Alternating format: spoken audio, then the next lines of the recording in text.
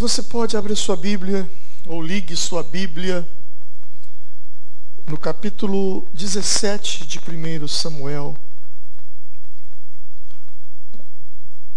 Capítulo 17 de primeiro livro de Samuel. É um texto muito conhecido. Eu quero mostrar nesse texto a estratégia do mal e como você consegue vencê-la. Esse é um texto muito conhecido. Esse texto vai nos falar da batalha, da luta, da famosa guerra, ou da luta entre Davi e Golias. O texto ele vai nos contar a história, e eu não vou ler o texto, mas eu vou ministrar em alguns versículos desse texto, mas é importante que você permaneça com sua Bíblia aberta aí. A Bíblia diz que sempre havia guerra entre filisteus e judeus e israelitas. Eles sempre tinham demandas, contendas e guerras. E nessas guerras eram soldados, homem contra homem. Mas nesse dia os filisteus vêm com uma proposta diferente. Eles tinham um guerreiro chamado Golias, um homem acima da média, uma estatura de aproximadamente 2,75 metros de altura. Um homem forte. Só a armadura dele pesava em torno de 55 quilos. E nesse dia eles disseram: ei, israelitas, nós vamos guerrear de maneira diferente hoje. Para que morrer tanta gente? Nós levaremos um homem que guerreará, lutará contra um homem de vocês. E quem perder será escravo do vencedor. O que os judeus não imaginavam, o que o povo hebreu não passava pela mente deles, é que eles lutariam com um gigante. E quando Golias aparece, e todos eles então ficam com muito e muito medo. Ninguém se atreveu, ninguém se candidatou a lutar contra Golias. Bom, Davi tinha os seus irmãos que estavam ali servindo ao exército. E seu pai Jessé manda que ele levasse suprimento para os seus irmãos. E ao chegar ele se depara com aquela situação. E ele se voluntaria, se torna um voluntário para lutar contra o Golias, contra o gigante. E Davi então vai para a batalha, e você já sabe que Davi vai com apenas uma funda e algumas pedras, e com uma pedra ele derruba o Golias, ele mata o gigante, e o povo hebreu vence aquela batalha. Bom, você conhece isso, as crianças da nossa igreja, todas elas sabem contar a historinha de Davi e Golias. Mas o que eu quero me ater é em alguns detalhes dessa batalha que passam despercebidos muitas vezes e que mostra o modus operandi do mal e os detalhes da vitória e como nós podemos conseguir essa vitória.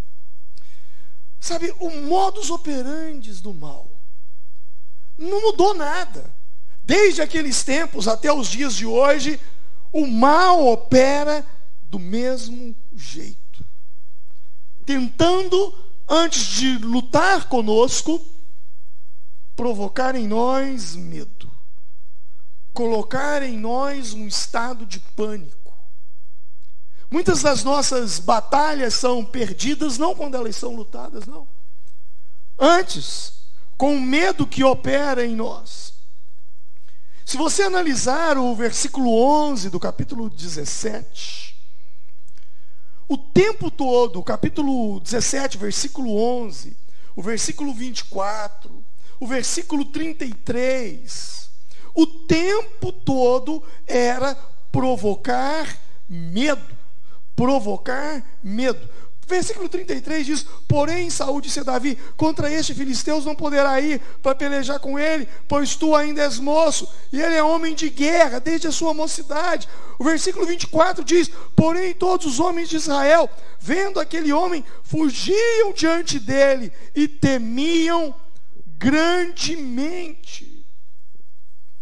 A tática é: antes de lutar, espalhe o medo. Antes de ir para a batalha, coloque pavor. Essa é a estratégia daquela época e até hoje, nos dias atuais. Colocar medo. Porque se você vai com medo, você já vai para a derrota. Você já vai fracassado. E era assim que Golias fazia. A Bíblia nos diz que por 40 dias, ele apareceu 80 vezes. 40 de manhã, 40 à tarde. E 80 vezes, os israelitas fugiram e ficaram com medo. Foram 40 dias tentando colocar medo, que gera pânico. 40 dias lutando contra o medo. O maior adversário não era Golias, mas era o medo que ele impunha. Por 40 dias ele espalhou o terror, o pavor, o medo, gerando um ambiente de impotência, de pânico, de morte. É muito simples você reconhecer um gigante. Primeiro, porque ele enche o ambiente. Segundo, porque ele enche os pensamentos. Terceiro, porque ele domina as conversas. Nós vivemos isso alguns dias atrás. E ainda estamos vivendo. E muitas pessoas ainda estão passando por isso. Pensamento só numa coisa. Não só o pensamento, mas as conversas. Só se fala daquilo o tempo todo. O tempo todo os hebreus ficavam falando daquilo. Os pensamentos eram sobre aquilo. Ei, a minha pergunta é: o que você tem colocado diante dos seus olhos? O que você tem colocado diante dos seus ouvidos? O que você tem posto diante dos seus olhos te dá coragem ou te dá medo? Tem muitas pessoas que estão fazendo o gigante se tornar maior do que ele é.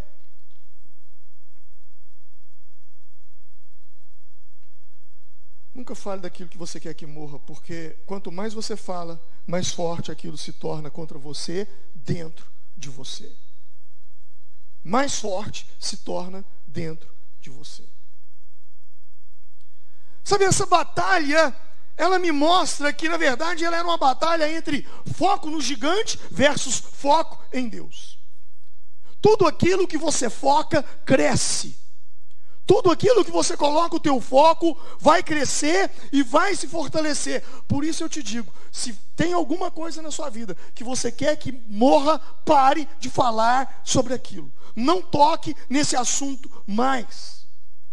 A conversa dos soldados de Saul era Golias. Ei, você viu o tamanho dele? Você viu o peso da lança dele? Você viu o peso do escudo dele? Ei, ele tem um soldado muito forte só para carregar o seu aparato de guerra. Enquanto os soldados de Saul falavam o dia todo sobre Golias, quando Davi viu a situação, Davi falou apenas 2 vezes sobre Golias e 9 vezes sobre Deus. A pergunta que eu te faço é: você fala mais do seu problema ou você fala mais da solução? Você fala mais das suas adversidades ou você fala mais de Deus que pode te dar a vitória sobre as adversidades? Para mim, essa era a guerra do foco. Davi vê o que os outros não veem e se recusa a ver o que as pessoas estavam vendo. E o que as pessoas estavam vendo? Golias. E ele se recusava a ver Golias. E ele colocava os seus olhos em quem? Em Deus. Concentre-se nos gigantes e você tropeçará. Concentre-se em Deus e o seu gigante cairá. É isso que esse texto nos ensina. E o detalhe é que quando Davi vai para a batalha, quando Davi vai ao encontro de Golias, no versículo 40, Davi passa pelo ribeiro, e a Bíblia diz que ele então pega por ali. Ele tinha um cajado na mão, e ele escolheu 5 pedras do ribeiro, e colocou no alforje. Ele foi com 5 pedras. Talvez essas 5 pedras possa ser uma palavra, uma metáfora para a nossa vida, simbolizando 5 decisões que nós temos que tomar diante daquilo que se apresenta como um gigante diante de nós, diante daquilo que vem para nos destruir, diante daquilo que vem para nos deter, diante daquilo que vem para nos amedrontar. A primeira coisa que Davi faz, versículo 34 ao versículo 37, em uma conversa com o rei Saul, Davi começa a dizer: olha, rei, eu posso lutar. E Saul dizia: não, você não pode lutar. Você é franzino, você é fraco, você é um garoto inexperiente. Ele é um homem experimentado em batalhas, você não. Então Davi então diz: ei, espera aí, rei. Sabe, eu estava pastoreando as ovelhas de meu pai, versículo 40 vai dizer isso. Ou melhor, versículo 34. Eu estava pastoreando as ovelhas de meu pai, e veio um urso, veio um leão, e eu venci aquele urso. Eu lutei contra aquele leão, eu venci um leão. Se eu sou capaz de vencer um leão, se eu sou capaz de vencer um urso, eu posso vencer esse filisteu. Eu posso vencê-lo. Da mesma forma que o Senhor foi comigo ali, Ele será novamente. Sabe, a primeira vitória, aliás, a vitória começa, a vitória e a derrota, isso é importante eu falar. A derrota, a vitória começam aqui, ó, na sua cabeça, nas suas memórias. Aquilo que você traz à memória definirá se você será um perdedor ou um ganhador. Aquilo que você traz sobre a sua mente. A pergunta que eu te faço é: quando você se lembra do passado, suas lembranças são boas ou suas lembranças são ruins? O que você tem trago à sua mente? O que você tem alimentado à sua mente? Uma boa memória faz heróis, uma péssima memória faz covardes. O texto nos mostra que enquanto todos temiam, Davi se lembrava que Deus lhe deu força para lutar com o urso, para lutar com o leão. Ei, todos nós temos histórias de ursos e leões na nossa vida. Histórias das quais nós já passamos, vivenciamos e vencemos. E todas essas vitórias que Deus nos deu, seja na infância, seja no nascimento, sabe, todas essas vitórias, é para que elas sejam lembradas no dia da adversidade. Tem um problema muito grande, muito grande. Eu gosto de lembrar do meu nascimento. Eu gosto de lembrar do dia em que minha mãe confessou para mim. Depois, quando eu entreguei minha vida para Jesus, e ela chegou para mim e disse: filho, agora você é crente, agora você vai entender, eu tenho que te pedir perdão. Eu falei: me pedir perdão sobre o que, mãe? E ela disse: porque por muitas vezes, não foram poucas, eu tentei te abortar no meu ventre. O seu nascimento foi um milagre. E aí eu me lembro disso. Eu falo: se Deus foi comigo para vencer quando eu era apenas um feto, quando eu não tinha possibilidade nenhuma de defesa no ventre da minha mãe, o que nessa vida pode me deter? O que nessa vida pode me parar? Sabe, todas as vitórias que nós tivemos ao longo da nossa vida, essa coleção de vitórias, é para nós trazermos elas à nossa memória diante das adversidades de amanhã. A Bíblia diz isso. Quero trazer à memória aquilo que me dá esperança. Lamentações 3, 21. O grande problema é que nós somos lentos. Nós somos lentos em esquecer as coisas ruins. E nós somos rápidos em esquecer as coisas boas. Nessa pandemia eu atendi uma pessoa que estava com uma depressão. E eu estava atendendo e eu disse, olha, orei com ela e falei, eu quero lançar um desafio sobre você. Eu quero te desafiar. Todos os dias, quando você for para o seu quarto deitar-se à noite, você não vai dormir. Você vai pegar um caderno e você vai anotar 3 bênçãos que lhe ocorreram naquele dia. 3 coisas boas, coisas simples, desde o almoço que você conseguiu fazer, coisas simples, nada de grande, extraordinário, não, coisas simples. Você vai anotar 3 bênçãos. E para cada uma delas, você vai responder uma pergunta. O porquê isso aconteceu. E ela topou o desafio. E na outra semana, eu a atendi novamente. E ela veio toda feliz contando, pastor, desde aquele dia, desde aquele dia, eu não precisei mais tomar remédio para dormir. Pastor, mudou. Minha vida está mudando. Pastor, eu estou tomado de uma alegria. Faz isso. Todo dia, antes de deitar, pega um papel, escreve lá 3 bênçãos. Bênção 1, hoje eu fiz isso. Por que eu fiz isso? Por causa disso, disso e disso. Escreve. Você vai ver o quanto você é uma pessoa abençoada e você não percebe. Você vai ver quantas bênçãos. É aquela canção, aquele hino antigo, né? Conta quantas bênçãos.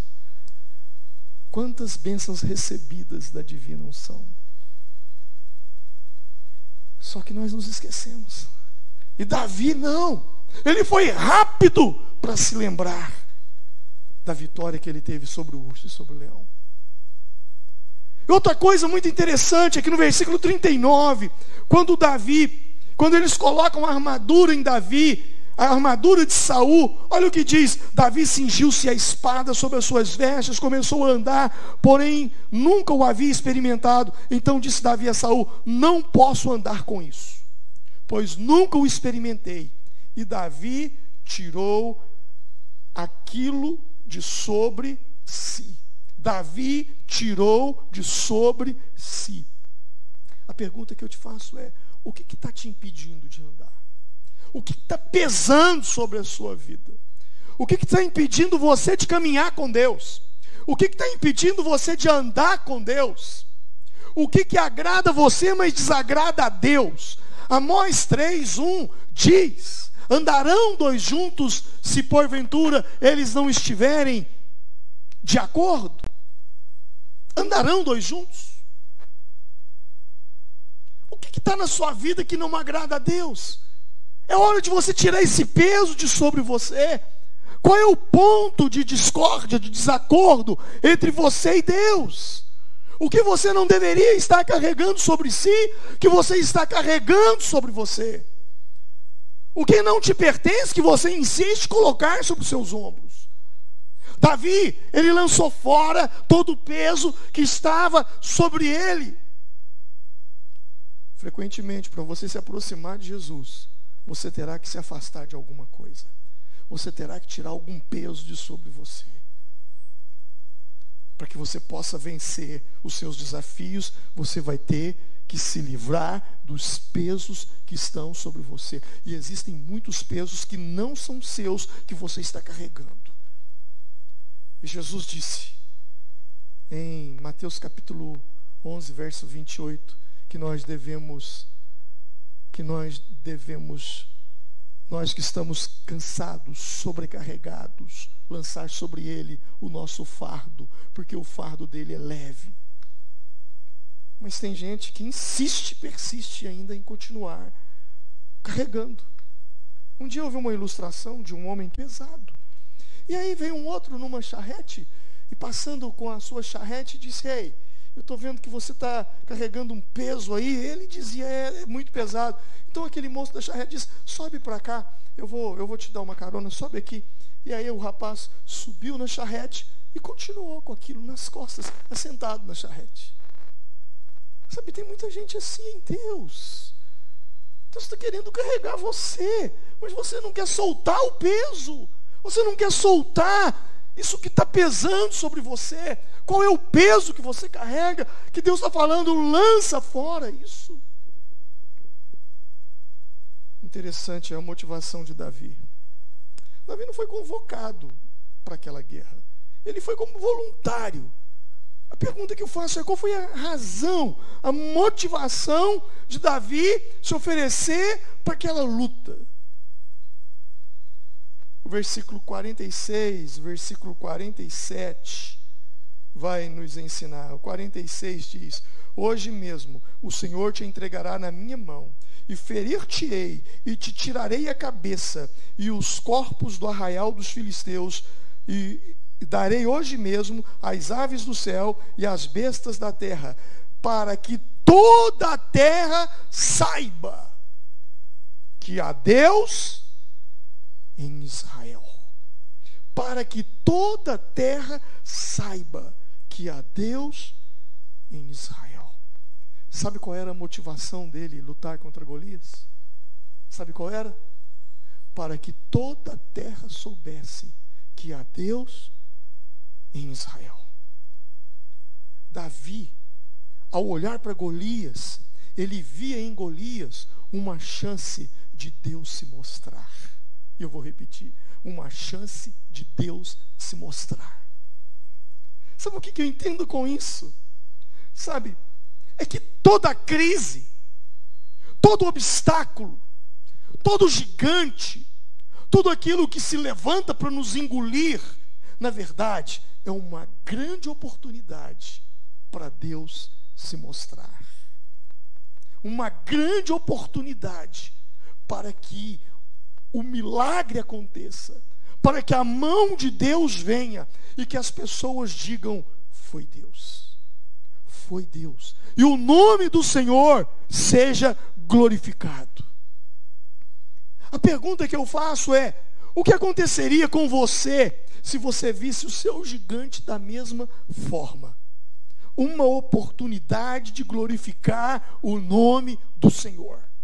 Esse problema que hoje te aflige, isso que está diante de você, lhe causando tanta dor e sofrimento, não seria isso uma oportunidade de se transformar num grande milagre de Deus na sua vida? Gigantes são matéria-prima da manifestação dos milagres de Deus sobre nós. Crises são oportunidades de vivenciarmos milagres de Deus.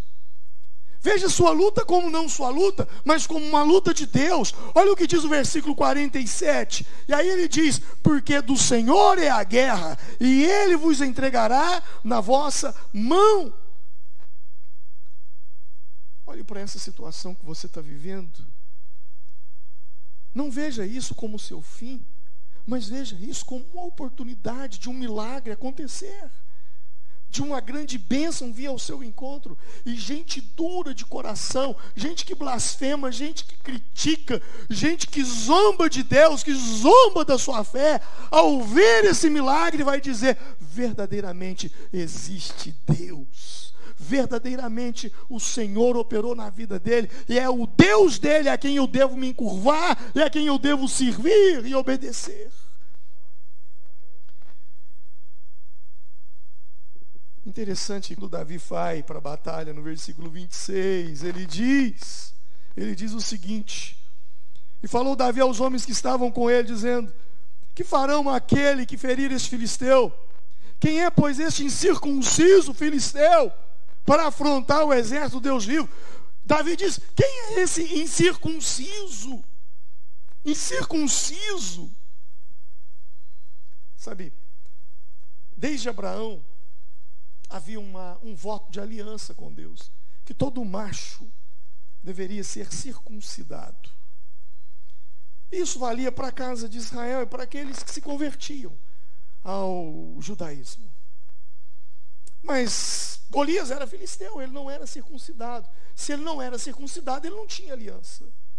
Então, quando Davi diz: quem é este incircunciso filisteu? É a mesma coisa de dizer: quem é este sem aliança para me afrontar? Existe uma diferença em quem tem aliança com Deus e quem não tem aliança com Deus. A questão não é se você tem medo do diabo. A questão é você saber quem é você em Deus. A questão não é o que está vindo ao seu encontro. A questão é você saber quem você é, sua identidade. Há uma aliança entre você e Deus, o que não havia com Golias. O que não havia com Golias. Se tem uma coisa que Deus honra é a aliança. Não quebre sua aliança com Deus, porque quem quebra aliança com Deus resulta em maldição. Quando você abre a sua Bíblia em capítulo 28 de Deuteronômio, eu não vou ler, leia em casa, você vai ver que o capítulo é dividido em duas partes: bênção e maldição. Bênção quem tem aliança, maldição com quem quebra aliança. Em Lucas capítulo 11, versículo 24 ao 26, Jesus fala daqueles que quebram aliança, quando diz: quando um espírito imundo sai do corpo de uma pessoa, anda por lugares secos e áridos, depois ele volta na mesma pessoa, e se a casa estiver vazia e ornamentada, ele entra e leva mais 7 consigo, porque é uma maldição em quem quebra aliança com Deus. Toda quebra de aliança resulta em maldição, resulta em perdas. Há pouco tempo atrás, uma pesquisa dizia que a maior causa da falência, ouça isso, a maior causa de falências, a maior causa de falência é resultado direto do divórcio. E o que é o divórcio? Uma quebra de aliança. E por último, versículo 40, a parte B dele, quando Davi pega as pedras, agora ele diz: a saber, e lançou a mão da sua funda e foi se chegando ao filisteu. Davi levou 5 pedras consigo. Por que 5 pedras? Por quê? Bom, eu poderia dizer, um dos fatos é que Golias tinha 4 parentes, e 4 parentes gigantes: Isbi-Benob, Rafa, Safe e Elohim. Esses eram parentes dele. Provavelmente Davi levou 5 pensando: eu levo uma para Golias, e se os 4 parentes dele aparecer, cada um tem uma para cada um deles. Mas o que me chama a atenção nesse texto é que levar mais de uma pedra quer dizer o seguinte: se eu errar a primeira, eu tenho uma segunda. Se eu errar a segunda, eu tenho uma terceira. Se eu errar uma terceira, eu tenho uma quarta. E se eu errar a quarta, eu tenho uma quinta. Ou seja, levar mais de uma pedra significa persistência. Persistir. Se o problema não cair na primeira, ele cai na segunda. Se ele não cair na segunda, ele cai na terceira. Eu não vou desistir.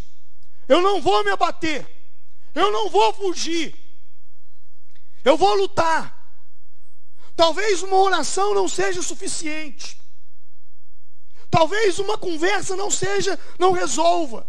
Talvez um dia não resolva. Talvez um mês não resolva. Talvez decisões, 1 ou 2, não seja suficiente.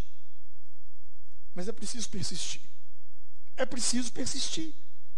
Continue a carregar pedras. Continue a balançar a funda. Enquanto o gigante não cair, não pare. Isso serve para oração também.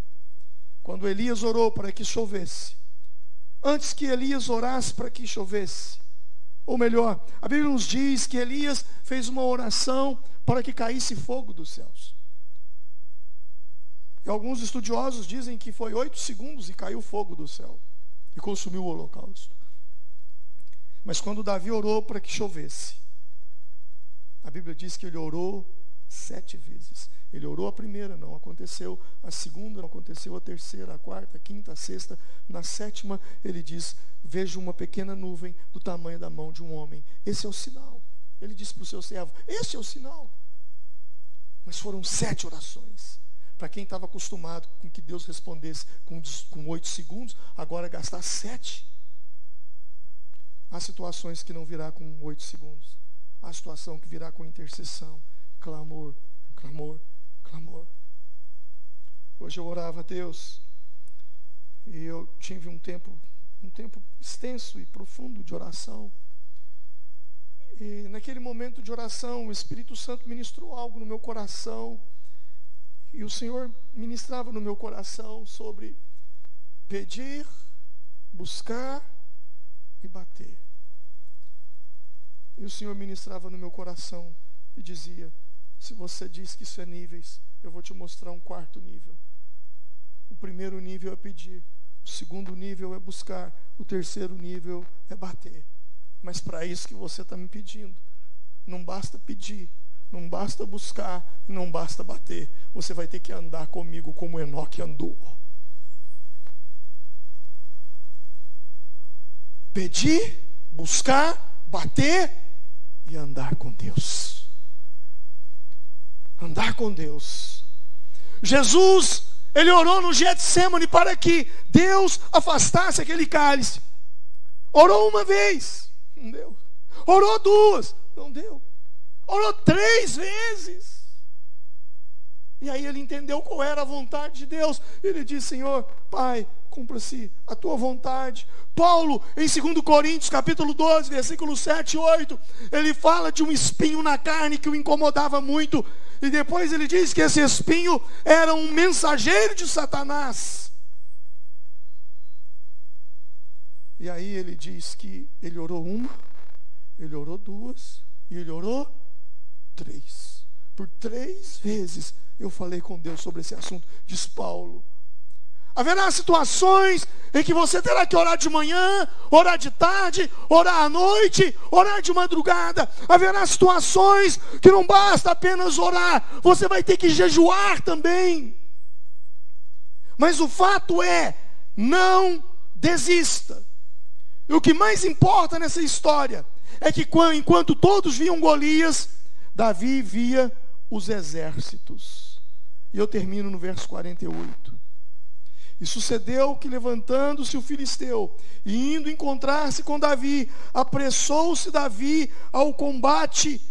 E ao encontrar-se com o filisteu, Davi, ele correu. E sabe por que Davi correu? Sabe por quê? Porque no versículo 45, a Bíblia diz: Davi, porém, disse ao filisteu: tu vens a mim com espada e com lança e com escudo, porém eu vou contra ti em nome do Senhor dos exércitos. Diga comigo: exércitos. Exércitos é plural ou exércitos é singular? É plural. Se é plural, é mais de um. O Deus do exército de Israel. Não, o Deus dos exércitos.